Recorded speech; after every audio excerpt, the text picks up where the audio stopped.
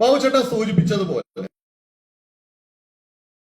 ഹലാൽ certification India private limited, Jamiat ഉലമായി Hind Maharashtra, Jamiat ഉലമായി Hind, ഇങ്ങനെ 4 സ്ഥാപനങ്ങളാണ് ഹലാൽ certification ഇന്ത്യയിൽ കൊടുക്കുന്നത്.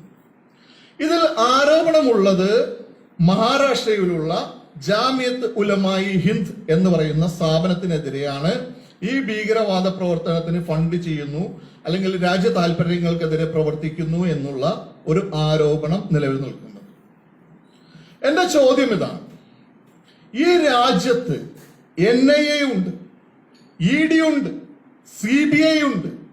ഇവരൊക്കെ പിന്നെ എന്താണ് ഇവർക്ക് പണി? ഇവരുടെ ജോലിയല്ലേ ഇതൊക്കെ? അങ്ങനെ ഉണ്ടെങ്കിൽ ഇവനെ അന്വേഷിച്ച് അങ്ങനെ സത്യസന്ധമായ അന്വേഷണം നടത്തി അങ്ങനെ ഉണ്ടെങ്കിൽ അവരെ മാതൃകാപരമായി ശിക്ഷിക്കേണ്ട ബാധ്യത ഈ EDക്കും അതേപോലെ CBIക്കും അല്ലേ?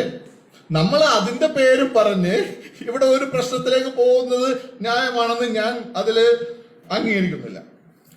രണ്ടാമത് ഒരു കാര്യം, ഈ ക്രിസ്ത്യൻ ഗ്രൂപ്പുകളിൽ, ക്രിസ്ത്യൻ സഭ വാട്സപ്പ് കൂട്ടായ്മകളിൽ നടക്കുന്ന ഒരു ആരോപണം ഹലാലിനെതിരെ, ഈ മാംസം മറ്റൊരു ദൈവത്തിന്റെ ബലി കൊടുത്തതാണ് എന്ന ഒരു ആരോപണം ആണ്. അതുകൊണ്ട് നമുക്ക് കഴിക്കാൻ പറ്റില്ല എന്ന ഒരു ആരോപണമാണ് ക്രിസ്ത്യൻ സഭാ ഗ്രൂപ്പുകളിൽ ഹലാലിനെതിരെ ഉള്ളത്. സത്യത്തിൽ മുസ്ലിങ്ങള് ദൈവത്തിന് ബലി കൊടുക്കാറുണ്ട്. അത് ബലി പെരുന്നാളിനന്ന്. ഈ ബലി പെരുന്നാളിനന്ന് അറക്കപ്പെടുന്ന മാംസം മറ്റു മതസ്ഥർക്ക് കൊടുക്കാൻ പാടില്ല എന്ന നിയമം. പക്ഷെ എന്നാ കൊടുക്കാറുണ്ട്. കേരളത്തിൽ പല മഹല്ലുകളും ഞങ്ങളുടെ മഹലൊക്കെ ചെയ്യാറുണ്ട്. കാരണം ആ മാംസമല്ല അതിനുവേണ്ടി പ്രത്യേകം സാധാരണ അറക്കുന്നത് പോലെ അറക്കും. ഇപ്പോ അതിനുവേണ്ടി ഞങ്ങളുടെ നാട്ടിലൊക്കെ അതിനുവേണ്ടി പ്രത്യേക ഫണ്ട് തന്നെയുണ്ട്. അതിനൊരു 3 പോത്തിനെ എല്ലാ കൊല്ലവും അറക്കും. ആ മാംസവും ഈ മാംസവുമായിട്ട് മിക്സ് ചെയ്യാറില്ല. ആ മാംസവും ഫണ്ടിങ് തന്നെ വേറെയാണ്. ആ ഫണ്ട് ഉപയോഗിച്ചുകൊണ്ട് ആ പള്ളിയുടെ പരിസരത്ത് കിടക്കുന്ന മറ്റു മതസ്ഥർക്ക് ഒരു മതസൗഹാർദ്ദത്തിന്റെ ഭാഗമായിട്ട് എല്ലാ വർഷവും ചെയ്യാറുണ്ട്. അതുകൊണ്ട് ഈ പ്രസ്താവന, ഇത് മറ്റൊരു ദൈവത്തിന്റെ പേരിൽ അർത്ഥതാണ് എന്ന പ്രസ്താവന അടിസ്ഥാനരഹിതമാണ് എന്നാണ് എന്റെ രണ്ടാമത്തെ അഭിപ്രായം. മൂന്നാമത്തത്, ഇപ്പൊ ഹലാൽ സ്റ്റിക്കർ മറ്റുള്ള മേഖലകളിലേക്ക് കയറുന്നു എന്നുള്ളത്. ഇന്ത്യ എന്ന് പറയുന്ന രാജ്യം ലോകത്തിലെ ബീഫ് എക്സ്പോർട്ട് ചെയ്യുന്ന രാജ്യങ്ങളുടെ ലിസ്റ്റ് എടുത്തു കഴിഞ്ഞാൽ 2ാമത്തെ രാജ്യമാണ് ഇന്ത്യ. ഹൈദരാബാദ് അടിസ്ഥാനമാക്കിയുള്ള അൽ കബീർ എക്സ്പോർട്ട് 400 ഏക്കർ ഭൂമിയിലാണ് ആ കമ്പനി സ്ഥിതി ചെയ്യുന്നത്. സതീഷ് സഗർവാൾ എന്നാണ് ആ കമ്പനിയുടെ ഓണറിന്റെ പേര്. 2ാമത്തെ കമ്പനി ബോംബെ അടിസ്ഥാനമായുള്ള അറേബ്യൻ എക്സ്പോർട്ട് 33 രാജ്യങ്ങളിലേക്ക് ബീഫ് എക്സ്പോർട്ട് ചെയ്യുന്നുണ്ട്. സുനിൽ കപൂർ എന്നാണ് ആ കമ്പനിയുടെ ഓണറിന്റെ പേര്. 3ാമത്തെ കമ്പനി UPയിലുള്ള അൽ നൂർ എക്സ്പോർട്ട് 30 രാജ്യങ്ങളിലേക്ക് അവർ എക്സ്പോർട്ട് ചെയ്യുന്നുണ്ട്. സുനിൽ ദൂത് എന്നാണ് ആ കമ്പനിയുടെ പേര്. 4ാമത്തെ company AOB export UP, OP Arora എന്നാണ് ആ കമ്പനിയുടെ ഓണറിന്റെ പേര്. 5ാമത്തെ കമ്പനി സ്റ്റാൻഡേർഡ് ഫുഡ് പ്രോസസിംഗ് UPയിൽ തന്നെയുള്ള കമൽ വർമ്മ എന്നാണ് ആ കമ്പനിയുടെ ഓണറിന്റെ പേര്.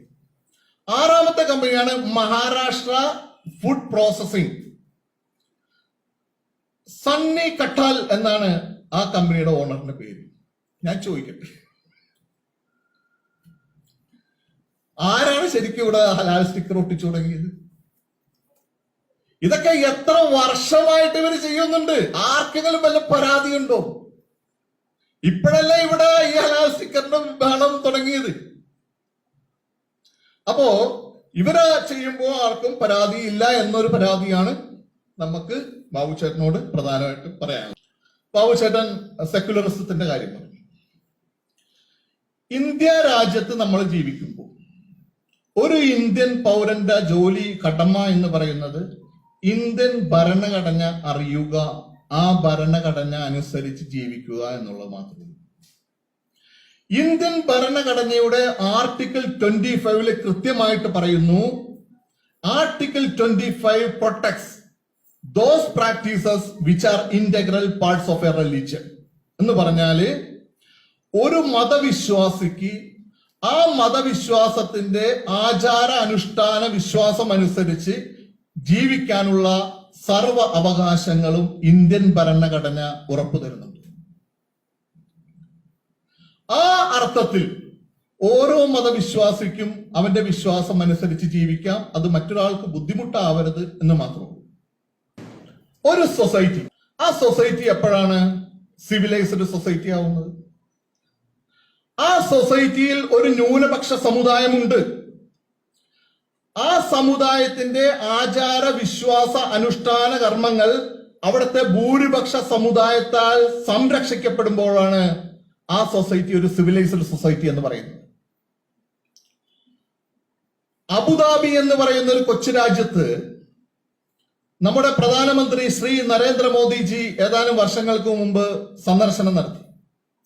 ആ സന്ദർശന സമയത്ത് അവിടെയുള്ള ഭരണാധികാരികളോട് നരേന്ദ്രമോദിജി പറഞ്ഞു, ഇവിടെ ജീവിക്കുന്ന ഹൈന്ദവ വിശ്വാസികൾക്ക് ഇവിടെ ഒരു ക്ഷേത്രമില്ല എന്നൊരു ന്യായമായ അവകാശം പറഞ്ഞപ്പോൾ ഈ നരേന്ദ്രമോദിജി ഇന്ത്യയിൽ തിരിച്ചെത്തി ഒരു വർഷം കഴിയും മുമ്പേ തന്നെ 27 ഏക്കർ ഭൂമി, സർക്കാർ ഭൂമി അതിനുവേണ്ടി ഫ്രീ ആയിട്ട് വിട്ടുകൊടുത്തുകൊണ്ട് അവിടെ ഒരു മനോഹരമായ ക്ഷേത്രം നിർമ്മിച്ച് അബുദാബി ഒരു മാതൃക ലോകത്ത് കാണിച്ചപ്പോൾ ഈ ലോകം അബുദാബി ചെയ്ത ആ മഹത്തായ കർമ്മത്തെ വിലയിരുത്തിയത് അബുദാബി ഇതാ ഒരു സിവിലൈസ്ഡ് സൊസൈറ്റിയിലേക്ക് മാറിയിരിക്കുന്നു, ഒരു പരിഷ്കൃത സമൂഹത്തിലേക്ക് മാറിയിരിക്കുന്നു.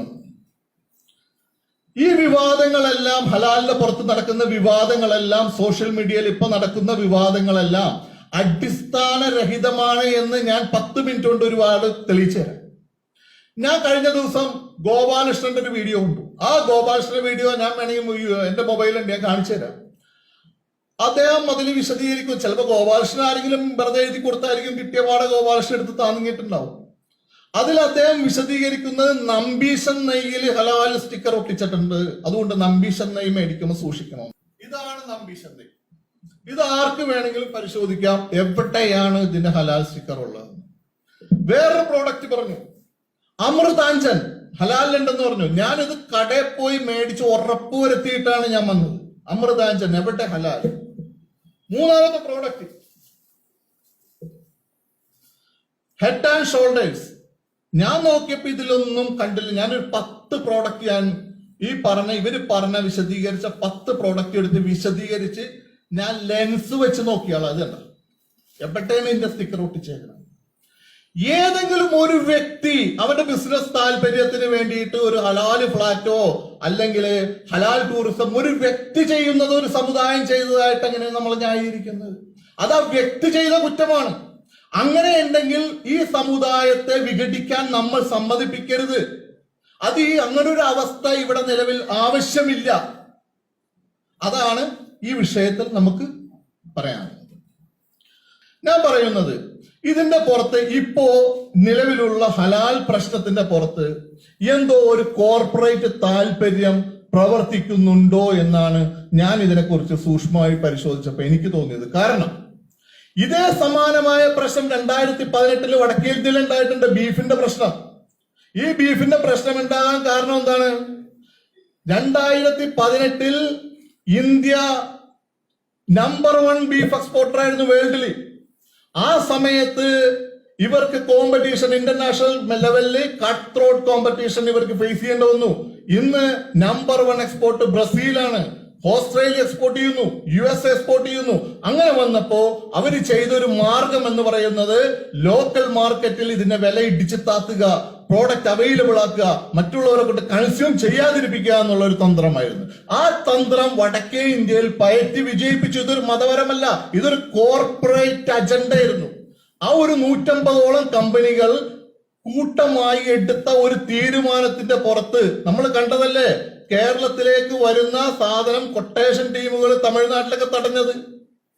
ഇതൊരു ആസൂത്രിതമായ ശ്രമം ആയിരുന്നു അന്ന് അവിടെ നടന്നെങ്കിൽ, ഇതേ ആസൂത്രിതമായ ഒരു ശ്രമത്തിലൂടെ ഏതോ വരാൻ പോകുന്ന ഒരു കോർപ്പറേറ്റ് താല്പര്യം ഇതിന്റെ പുറകിൽ പ്രവർത്തിക്കുന്നുണ്ടോ എന്നാണ് എന്നെ പോലുള്ളവർ ഈ വിഷയത്തിൽ ചിന്തിക്കും.